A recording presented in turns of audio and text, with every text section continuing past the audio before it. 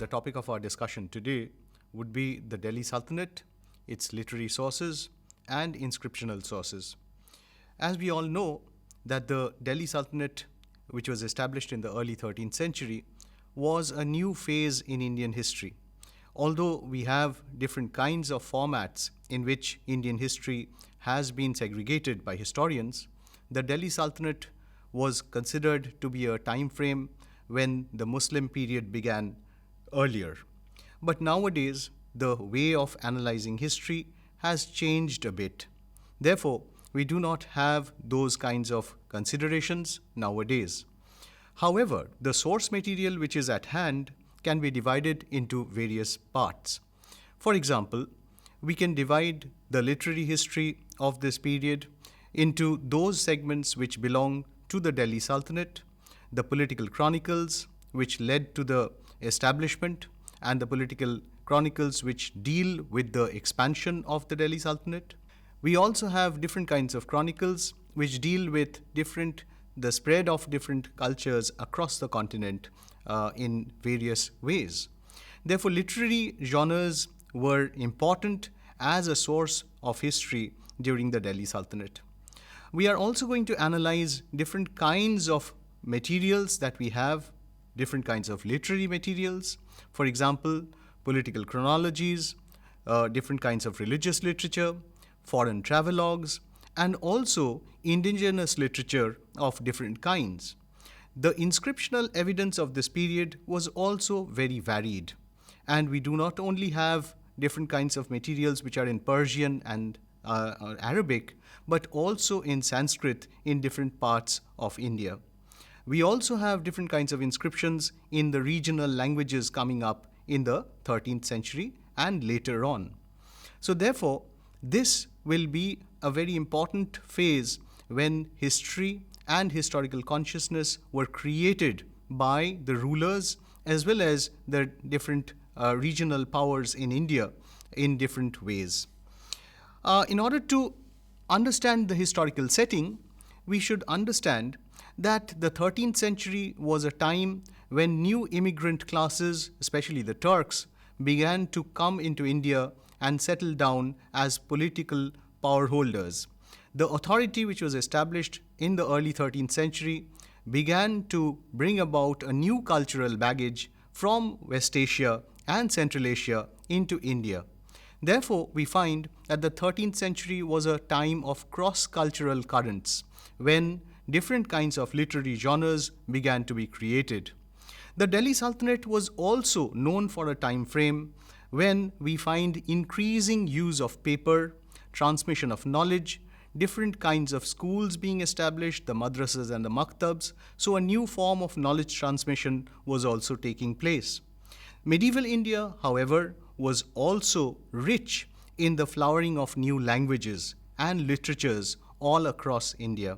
From Assamese in the east to Gujarati in the west to Tamil and Telugu in the south, we have different kinds of literary genres being established, literatures and languages coming up in this period.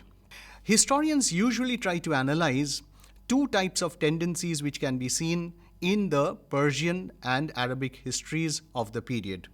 One influence came from Arabia, which was the historical tradition that was geared towards the masses. It was not just a type of history which was oriented towards the court or the political chronicles. It dealt with the masses, it dealt with different kinds of events, and it was more democratic in spirit. It belonged to the people at large. That is why we find that historians like Tabari in the 10th century, Miskawiyah in the 11th century, Ibn Asir in the 13th century, and Abul Fida in the 14th century were some of these Arab historians who had a powerful influence on historical traditions. However, there was also another alternate influence which was coming from Persia. The Persian tradition, which was more oriented towards the court, which was more oriented towards royalty at large, was an influence which began to make its way felt during the later stages of the Abbasid Caliphate.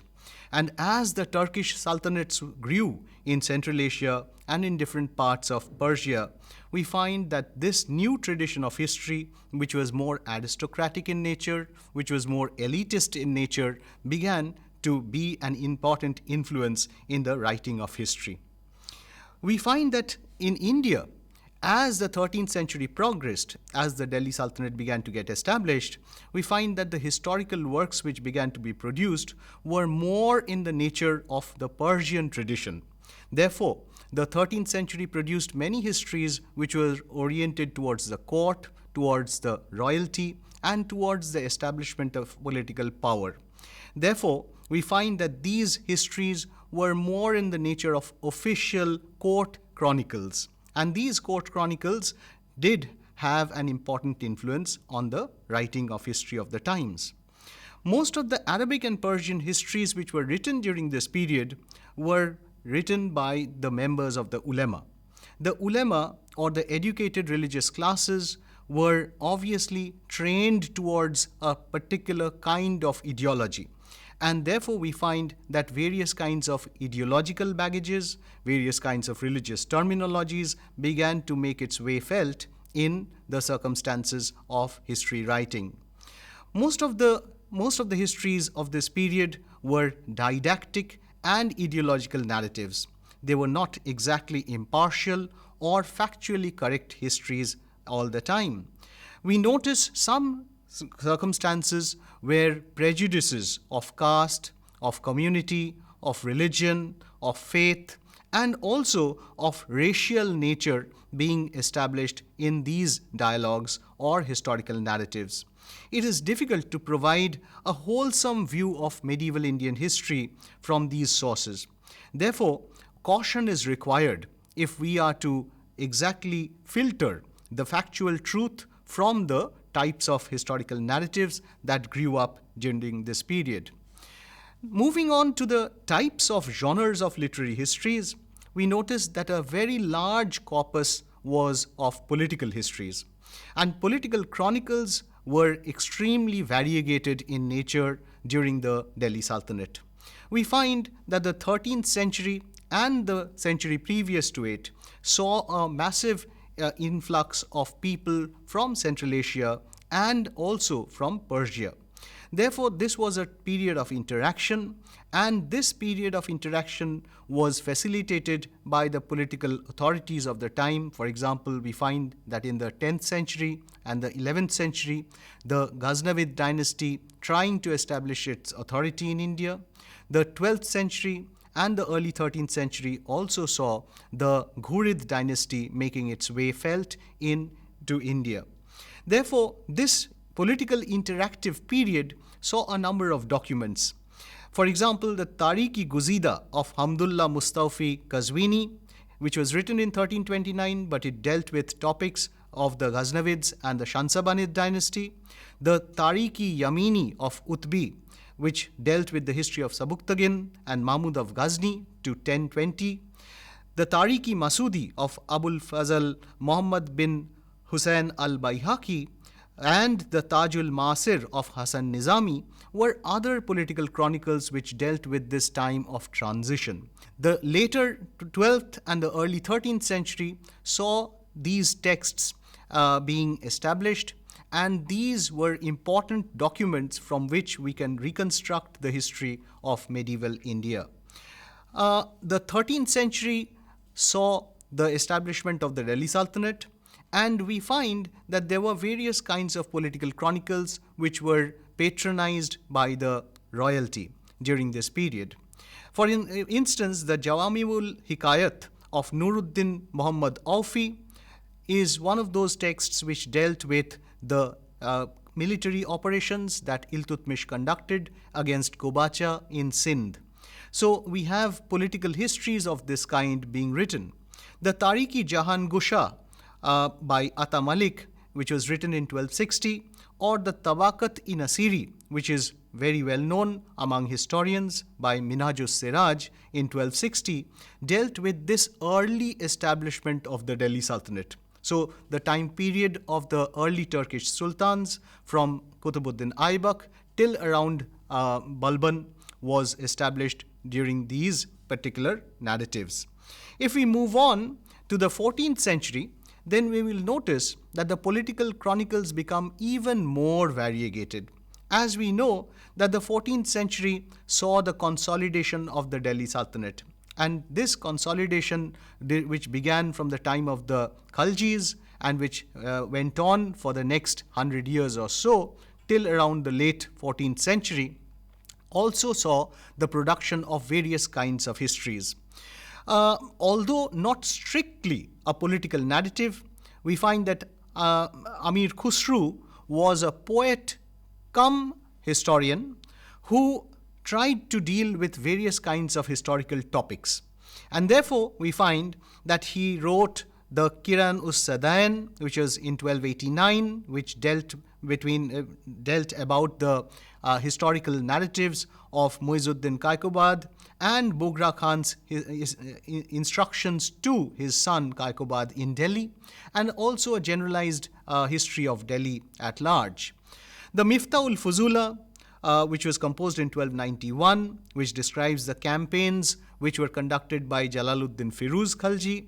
The Ashika, which was completed in 1316, which dealt with the amorous affair between Deval Rani and Prince Khizr Khan, was also one of those narratives which were written by Amir Khusru. The Nuh Sefir, which deals with the military campaigns of Mubarak Shah Khalji, is also one of those texts which were written by Amir Khusru. So Amir Khusru was an important poet cum historical writer, although historical narratives were not the exact purpose of his writing, but poetical narratives sometimes turned into historical narratives as well. The Tughlaqnama, which was composed by him in around the early 14th century, was also one of those texts which are credited to be of excellent quality. The Khazanul Futu, which dealt with the first 16 years of the reign of Alauddin Khalji, was also an important text which was written by him. The 14th century, however, with the beginning of the Tughlaq dynasty, saw a number of texts being written. And among these, the most important historian of the times was Ziauddin Barani, and his Tarikh-i Firuz Shahi was considered to be the most important historical narrative of the period.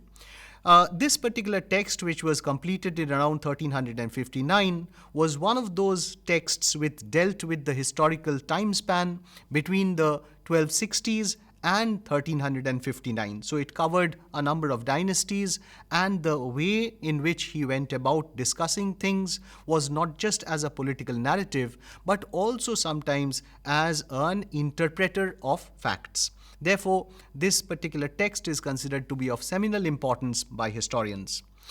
We also find the Tarikh-i Firuz Shahi, the book with the same name, by another historian called Shamsi Siraj Afif.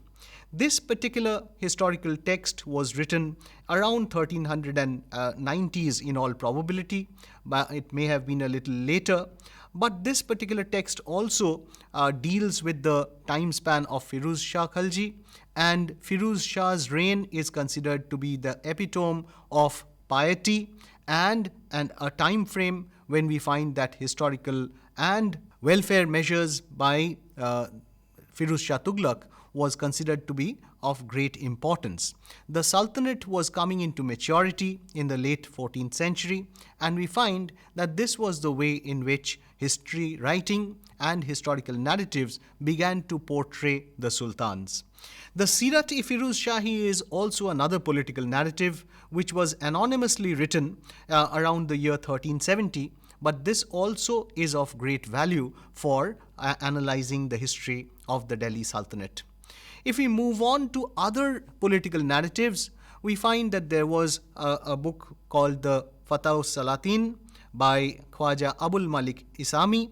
Isami was writing not just about the Delhi Sultanate, but he was also patronized by the Bahmani Sultan in the south, and Alauddin Bahman Shah, his patron, began to oversee a documentation of the history of the Delhi Sultanate and of his own regional kingdom as well through this particular text. It was written around 1349.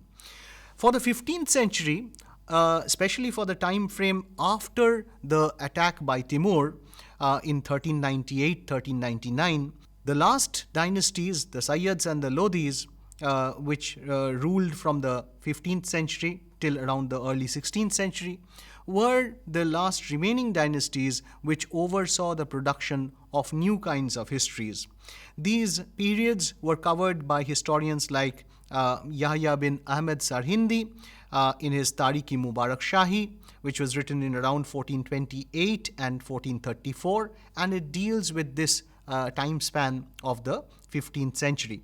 Although the Tarikh-i Mubarak Shahi does not explain why things happened or why historical facts happened in the way they did, but they did give us an important element of historical factuality to the time frame.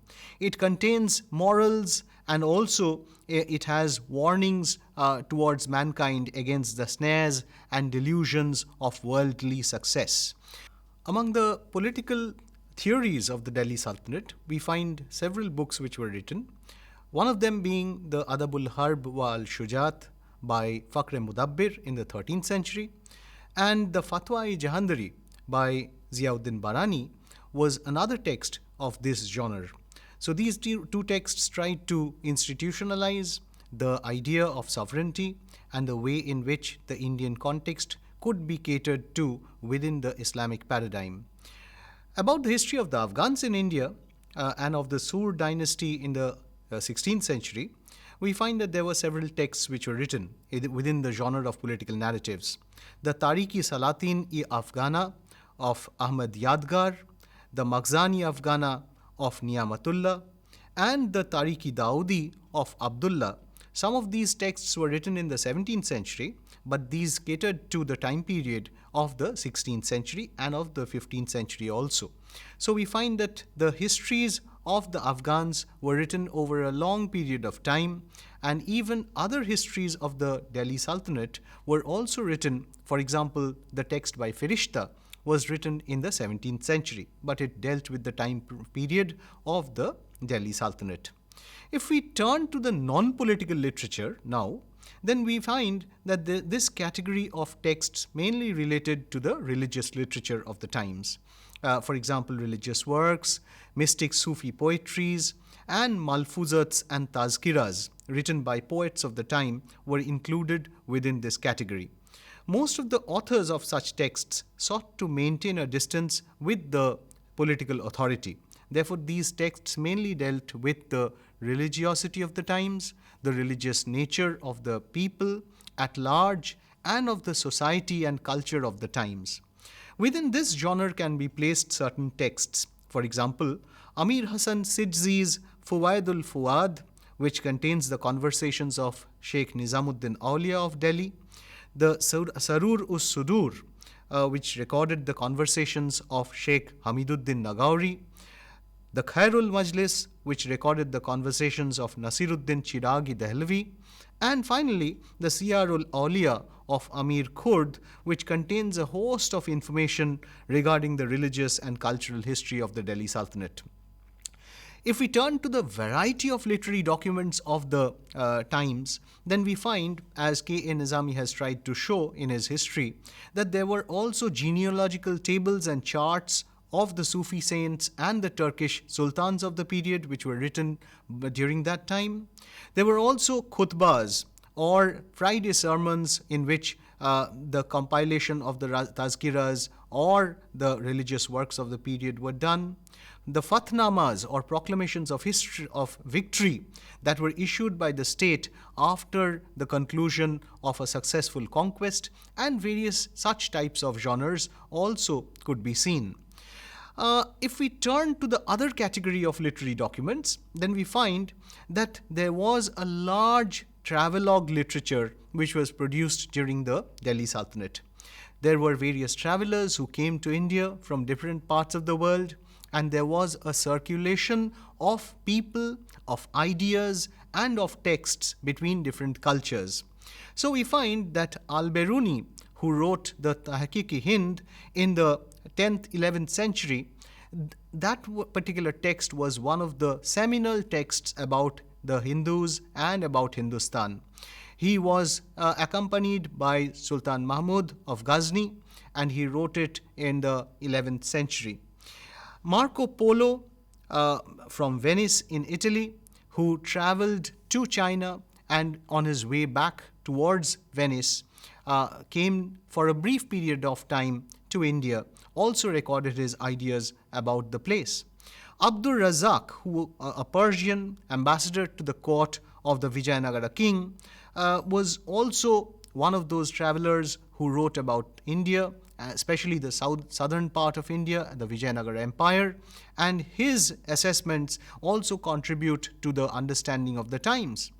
The Rehla, or the travels of Ibn Battuta, a traveler from Morocco who came to India during the rule of Muhammad bin Tughlaq, is also one of those texts which are contributory towards the historical consciousness of the time. Niccolo Conti from Italy, Athanasis Nikitin from Russia, and also Eduardo Barbosa, the Portuguese traveler who came to India, are of seminal importance. So the travelogues of this period contribute a new type of dimension to the understanding of the period and of the political authority of the times. However, such narratives do have a limitation at the same time. The foreign travelers who came to India did not usually know the language of the people. Therefore, the assessments that they provided were sometimes not exactly historical. Secondly, we also find that the travelers stayed in India for a very brief period of time. Therefore, the assessments that they could understand and the nature of society that they actually dealt with was very restricted. So therefore, we find that their analysis was also sometimes superficial. Finally, we also find that these texts which were written by the travelers always tried to contrast and compare the situation in their own countries with the situation that they saw in India. This particular interactive or culturally contrasting situation did not augur well always in the assessment of the Indian situation and provided sometimes a lopsided view of the same. If we turn to another category of texts, we find that there were also Sanskrit texts which were produced during the medieval period. And there were also vernacular texts which were coming up during this time. We are aware of the fact that the Prithviraj Vijaya by Jayanaka, the Prithviraj Raso by Chandbardai, about the Chauhan ruler of Delhi. And we are also aware of texts like the Hammira Mahakavya, which was written by Nayan Chandra Suri about the Chauhan ruler of Ranthambore. The Rajatarangini, which provided a major influence during the early medieval period, also began to influence other histories of Kashmir by later authors. For example, we find a second Rajatarangini which was written by Jonaraja, who wrote the history of the Kashmir kings from the time of Jayasimha to the time of Zainul Abedin in the early 15th century. We also find a third Rajatarangini being written by Srivara, who took the history of Kashmir down the line till around the late 15th century.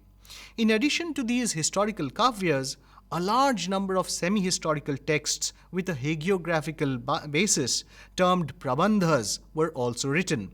For example, we find the Merutunga's Prabandha Chintamani and Rajashekhara's Prabandha Kosha Chintamani being written. And we can multiply these names. There are ample other resources and historical literatures which were produced during this period. If we turn to the inscriptional evidence of the Delhi Sultanate, then we find that there are a number of historical materials which can be seen to have been produced during the Delhi Sultanate. For instance, the Archaeological Survey of India for the last 100 years or so has tried to unearth and document a large corpus of inscriptions that deal with the medieval period in different parts of India. Documentation of epigraphs has also been instituted in different journals of the period, for example, Epigraphica Indica, the Indo-Muslimica, the Epigraphia Carnatica, the Epigraphia Indica, and such other texts. The epigraphic and other types of sources which deal with the Delhi Sultanate and the medieval period were important immensely in achieving two or three main important things. Firstly, we find that these inscriptions are of great value to fix the chronology of the times. The chronology of the sultans can be identified on the basis of inscriptions, or they can be corrected and corroborated as a result of inscriptions. Correcting the list of rulers and their dates as given in the chronicles is one of those important elements which is given by the inscriptions. We are also in a position to determine the extent of the territory that was ruled by a particular king on the basis of the inscriptions which are found by these particular rulers. So therefore, these epigraphic information contribute in a major way to expanding and corroborating the literary materials of the time. For some regions and dynasties, we find that inscriptions continue to have a great value. For example, in the case of Assam, in the case of Orissa, in the case of the Deccan, and also in South India, the different kinds of historical inscriptions provide a new dimension to the literary histories of the period. For example, it is generally assumed, I'll give just one instance. It is generally assumed, for instance, that the Battle of Chandaur in 1193 marked the end of the Gahadwala dynasty in North India. But we find that in the Belkhara inscription and the Machli Shahar copper plate inscription, we find that a clear date is mentioned whereby Jaunpur and Mirzapur are shown as territories which were being ruled as late as 1197. Therefore, these are factual important information which try to move beyond the literary domain and give us a new vista to understand the history of the times. If we look at the exact type of historical inscriptions that we have for this period, we find that most of the inscriptions were engraved on stone slabs or were put on the walls of buildings. We do not usually find copper plate inscriptions for the time period after the establishment of the Delhi Sultanate.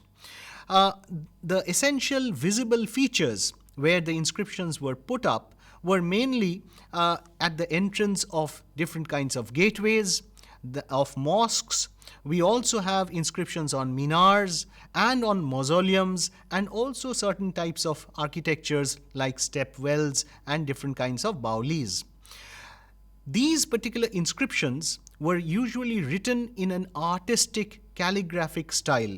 The calligraphy or the art of artistic representation, either on paper or on stone, is a particularly important thing in the medieval period. We find that the Kufic and the Nasak script were usually used for writing Persian or Arabic during the medieval period. Many of the Islamic inscriptions that we have mainly tried to refer to the verses of the Quran in exquisite calligraphy, as we just mentioned. They emphasize on the obligation of Muslim believers, the oneness of God, and also they cite different kinds of features whereby they warn the disbelievers and also try to influence new converts to their religion. So we find that Islamic inscriptions had a particularly important value in the spread and propagation of Islam, and also in the representation of the authority of the political power of the time. There are certain historians who have tried to show that the Indian rulers tried to build up a new form of inscriptional evidence from the 13th century onwards, about which they were also influenced to a certain extent from their Persian and Central Asian counterparts. If we turn to the Sanskrit inscriptions of the medieval period, which is a new area, we find that there has been certain research which has been going on for the last 2 decades or so, and we find that Pushpa Prasad, who has worked on around 121 Sanskrit inscriptions of medieval North India, tries to show that these were composed either in verse or in prose, or in mixed verse and prose compositions. Sometimes we also find bilingual inscriptions in both Sanskrit and Persian, which come to our information. Inscriptions on stone and copper plate usually follow a customary order, as Pushpa Prasad has shown. At the beginning of the text and especially at the end, we found that symbols or passages or sometimes even symbols of or adoration of a deity were used. For instance, the words Siddham or Om Swasti were commonly used in the inscriptions of the time. We also find documents where the swastika chinna was used by the inscription engravers. The floral designs, different kinds of floral motifs, the Shivalinga, and other kinds of such religious symbols were also used in the inscriptions of the period. Usually, the inscriptions ended with an eulogy or prasasti to the donor, and finally, the date, which was sometimes recorded in different kinds of calendrical eras. If we turn to the importance of Sanskrit inscriptions, then we find that apart from providing a huge amount of information, localized as well as sometimes regionalized information, these inscriptions have a particular value to add to historical consciousness. A number of the inscriptions are concerned with the construction of buildings by patrons, and therefore these help to give us new fragments of historical information that are not available anywhere else in literary sources. So these are additive to us. They add to our information base about the times. We also get a new idea about the administrative divisions, the political hierarchies of the time from these inscriptions. For example, the words like Pratigana or Pratiganaka for Pargana, the word Dihi for village, which is derived from Deh in Persian, are seen in the inscriptions for the first time. We also find that the word Nayaka and Ranaka, Rauta and Thakura for the political feudatories of the time were used in the inscriptions. Varied epithets which are used to represent the king, for example, the word Nripa, the word Sulutrana or Sultan, which were sometimes deformed words for the word Sultan, can be also seen in the inscriptions. The word Hamir, which is derived from the Arabic Amir, was also seen in the inscriptions of the time. Words such as Nath, Bhupala, Bhava Bhumipati, and such kinds of inscriptional usages also seem to happen during the medieval period. The inscriptions also offer us the place names of periods and certain areas which are not perhaps known to us in the way that they actually were.